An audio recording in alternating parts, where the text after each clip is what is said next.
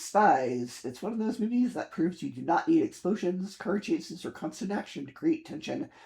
Instead, it relies on strong writing, excellent performances, and a fascinating true story.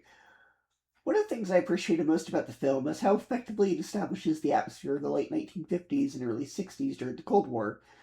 Today, it might be easy to forget just how terrified people were of the Soviet Union and the possibility of nuclear war. The movie does a great job showing that fear. Families stocked up on canned food and emergency supplies. Schools taught children what to do in the event of a nuclear attack. Kids practiced duck and cover drills and were constantly reminded that a nuclear bomb could potentially wipe out entire cities.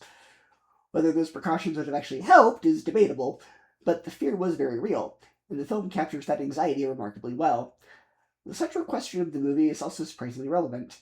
What happens when someone who is accused of being America's enemy is entitled to the same rights as everyone else? When alleged Soviet spy Rudolf Abel is arrested, attorney James Donovan is assigned to defend him. Most people around him believe Abel is guilty and deserves punishment. Donovan faces criticism, threats, and public hostility simply for doing his job. The film raises important questions about justice and constitutional rights.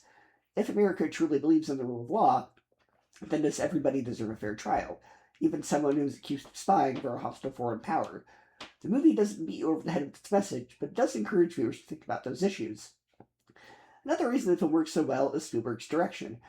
Courtroom scenes can sometimes feel dry, but Spielberg has always had a gift for making conversations feel exciting.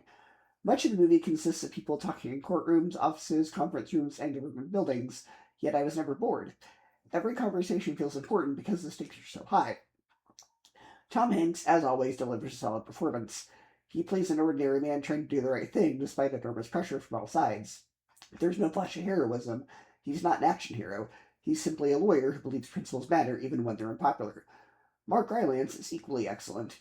His performance is subtle and understated, but he steals nearly every scene he's in. His calm demeanor and quiet confidence make him one of the best memorable characters in the film. Now, if you're going into Bridge of Spies expecting it to be a traditional spy thriller like James Bond, you may be disappointed. Because despite the title, this is not an action-packed espionage adventure. There are no elaborate gadgets, no extended shootouts, and very little action. In many ways, it's closer to a courtroom drama and historical thriller than it is a spy movie. Personally, that didn't bother me because the screenplay performances are compelling enough to carry the entire film. The tension comes from negotiations, legal arguments, and political maneuvering, rather than the action sequences. Spielberg manages to make those moments feel just as suspenseful as any chase scene. The production design and cinematography also deserve praise. The film convincingly recreates Cold War-era America and Europe, immersing you in a world divided by ideology, suspicion, and fear. Every detail helps sell the period setting. Overall, Bridge of Spies is a smart, thoughtful historical drama that showcases Spielberg's ability to make even dialogue-heavy stories engaging. It may not be a spy thriller that some viewers are expecting, but if you're willing to embrace it as a courtroom drama that has some espionage elements, there's a lot to appreciate.